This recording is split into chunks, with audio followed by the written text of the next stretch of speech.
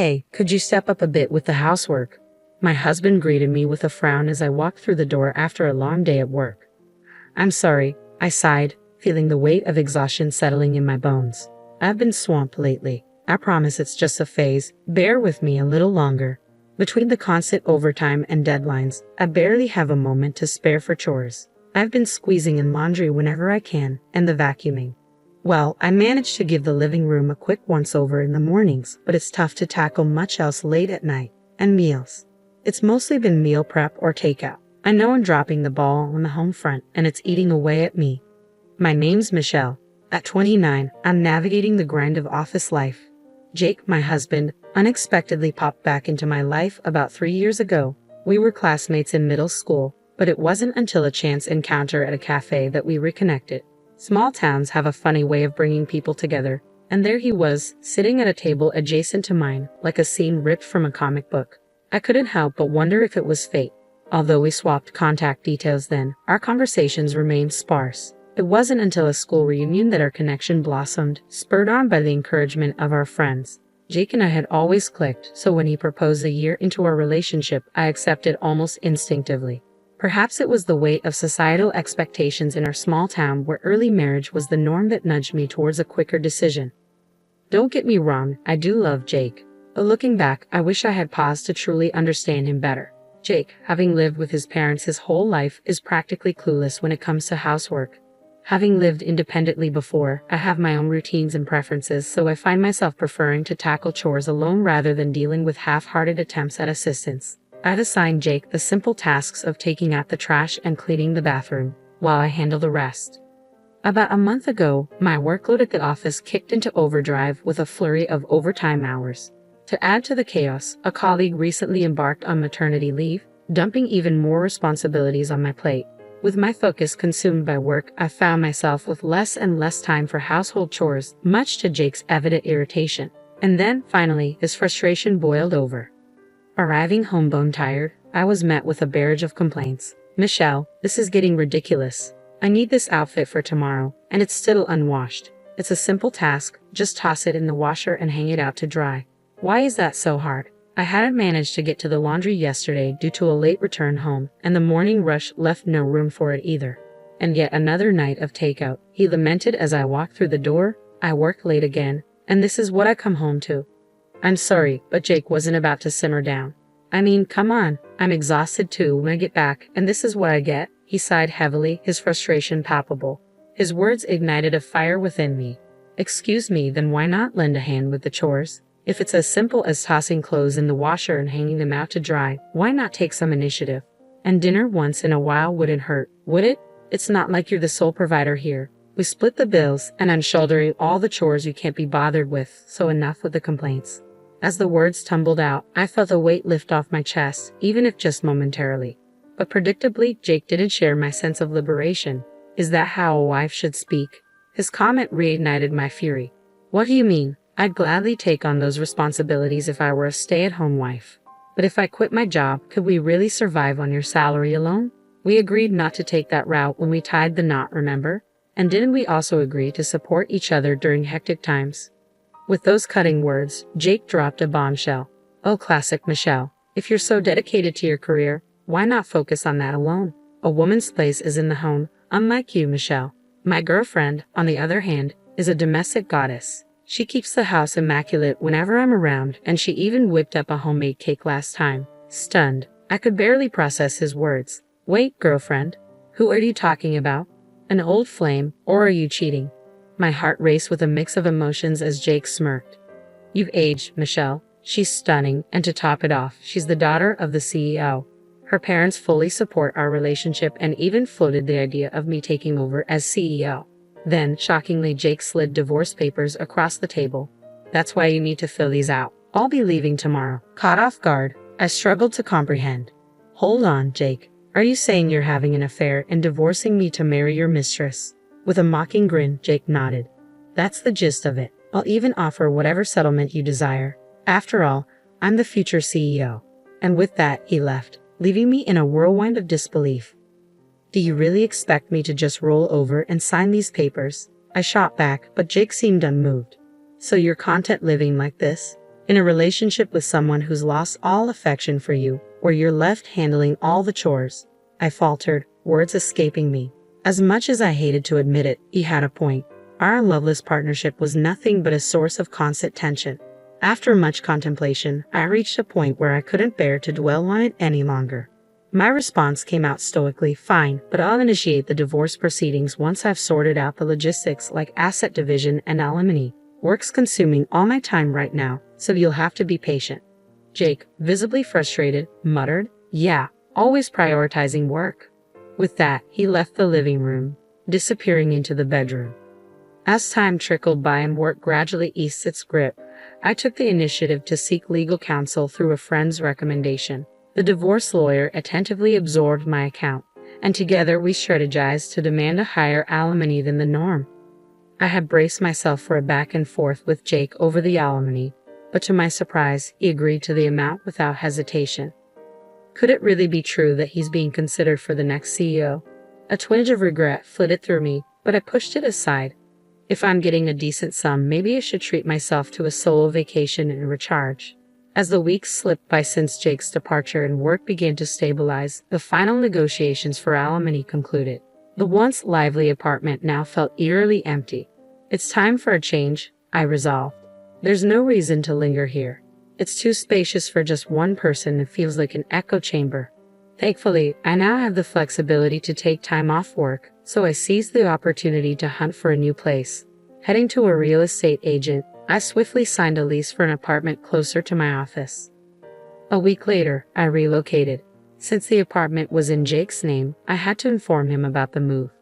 Almost immediately, he called. Do you honestly think leaving our apartment filled with memories is the right decision? Isn't it lonely living in a strange place all by yourself? You haven't forgotten about us, have you? Maybe it's better to dwell in the past.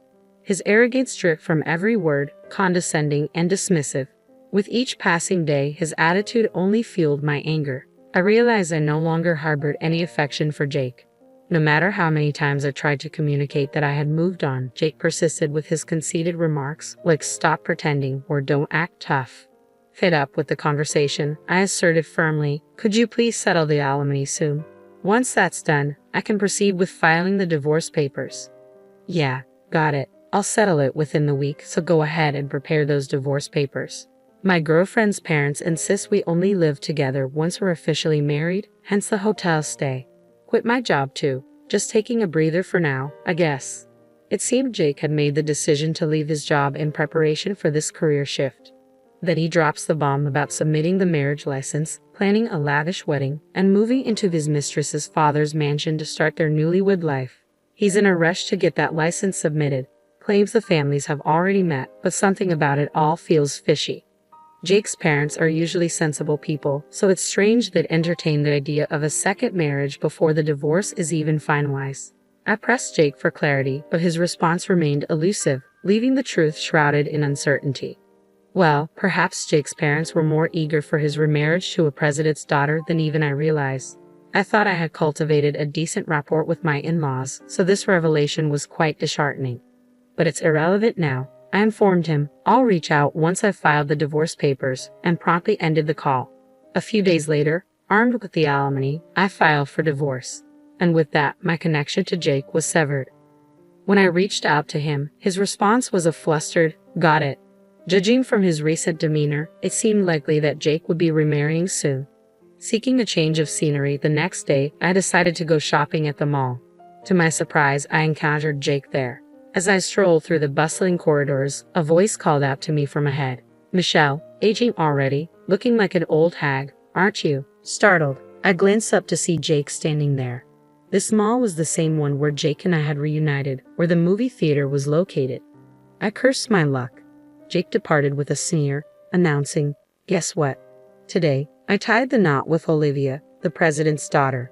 Unlike you, she's stunning and the perfect wife. No sooner had he uttered these words, a woman with shopping bags drew near. Jake, so this is the infamous president's daughter. She was undeniably beautiful, and as I pondered her name, a sense of familiarity struck me. Our eyes met, and she seemed equally taken aback. Could it be? While I observed her, Jake, completely oblivious, kept on talking. Olivia's family owns the company, in case you didn't know. Paying no heed to Olivia's subtle urging to leave, Jake proceeded to enlighten me about her family. I'm set to become the next CEO of their company. Pretty unbelievable, right? At that moment, I couldn't contain my laughter. Jake stared at me blankly, while Olivia avoided meeting my gaze. So you've already remarried, huh? Good for you. She's quite the catch. Doesn't seem like we're the same age at all. As the words left my lips, Jake appeared puzzled. Understandable, since I had just commented on the age of his new wife without any prompting from him. I couldn't help but continue laughing. My condolences. With that, I turned away from Jake and started walking. But despite Olivia's efforts to hold him back, Jake hurried after me. Michelle, what's going on? You seem to know her. I explained that we both attended the same high school. We were classmates. Though, you wouldn't recognize her just by looking at her face. Jake was taken aback. It's great you found yourself such a beautiful wife. But then again, she ought to be, considering the amount of money she's spent on plastic surgery. As it turned out, Olivia and I were classmates in high school. At first, her face didn't ring any bells, but when Jake started discussing Olivia's family, it all clicked into place. I'd never been fond of Olivia. She had a knack for flaunting her wealth. Back in school, I had a bit of a reputation thanks to my achievements in the sports club, and it seemed Olivia didn't appreciate that. She used to taunt me, claiming I lacked femininity because of my involvement in sports, among other things. Olivia had a habit of putting others down, which earned her the disdain of many of our classmates. During our recent class reunion, Olivia's absence didn't stop her from being the hot topic. Word had it she underwent plastic surgery to address her facial insecurities and had since become a fixture on the party circuit. Remember the girl Jay referred to as ugly when he saw on a graduation album? I distinctly recall informing him that she was the CEO's daughter. At that memory, Jake's complexion turned ashen. I wouldn't trade it for all the money in the world, he had scoffed. As the memory flooded back to Jake, his face flushed crimson, and he rounded on Olivia, bellowing, "Have you been deceiving me this whole time?" A heated argument erupted between Jake and Olivia. Amidst their shouting match, it became apparent that they had crossed paths at one of these parties, and Olivia had been completely smitten with Jake. With a brazen display of audacity, Olivia shot back, "I didn't lie. I just didn't volunteer the information because you never asked." Jake seemed on the brink of exploding in fury, but Olivia cut him off. "I've been patiently waiting for you to end things with Michelle, your current girlfriend. Besides, it's not exactly subtle that I'll eventually join my father's company. I could even reside in a luxurious apartment. But none of that matters now. What's truly shocking is finding out that Michelle is your girlfriend. Small world, huh?" A sense of unease crept over me. "Hold on, does Olivia not realize you're divorced?" Jake attempted to hush me, but I disclosed that I had been married to Jake and had just initiated divorce proceedings the day prior. Olivia was rendered speechless. Pressing on, I added, "In fact, I spoke with Jake's mother yesterday to inform her of the divorce. She insisted she had no knowledge of any remarriage, let alone any meeting with Olivia's parents. Initially, I had contemplated identifying Jake's mistress and seeking compensation from her. However, since Jake had agreed to a settlement higher than the market rate, I hadn't bothered pursuing his affair further, but to discover he was concealing his marital status. That's marital fraud, isn't it?"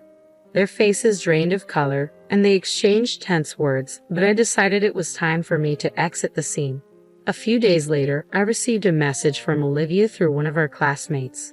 "Please keep this between us," she pleaded, along with a sum of money she labeled as compensation for my troubles. It felt more like hush money, but truth be told, I had no intention of spreading the word. And getting paid for my silence was an unexpected perk. During our conversation, Olivia vented her frustrations about Jake. It seemed the parents Jake had presented for the meet and greet weren't actually his biological parents. They had been hired from a family rental service. I was taken aback by the existence of such a service, but it left me pondering whether Jake's intentions were genuinely directed towards Olivia, or if he was merely after the CEO position. Though Olivia was in love with Jake, it was unclear if Jake was genuinely attracted to Olivia or just enticed by her looks and status. After beginning their marital life, Olivia quickly revealed she couldn't handle any household chores. In his frustration, Jake discovered that her clean house and homemade cakes had all been the work of a housemaid. Their marriage fell apart almost instantly, and Olivia filed for divorce, suing Jake for marital fraud. Despite the hush money, Olivia let everything slip, enraging her father. Rumor had it that Jake was struggling to remain in town. He had moved into a cheap apartment and was working tirelessly, nearing his breaking point. Desperate, he asked me to return the divorce settlement. My response was curt, "You must be joking. I have no intention of helping you. Don't contact me again." And I hung up. Since then, I took advantage of my accumulated leave for a much-needed recharge. I traveled solo, embraced new experiences, and had some wonderful encounters. I have a feeling that the future holds exciting possibilities.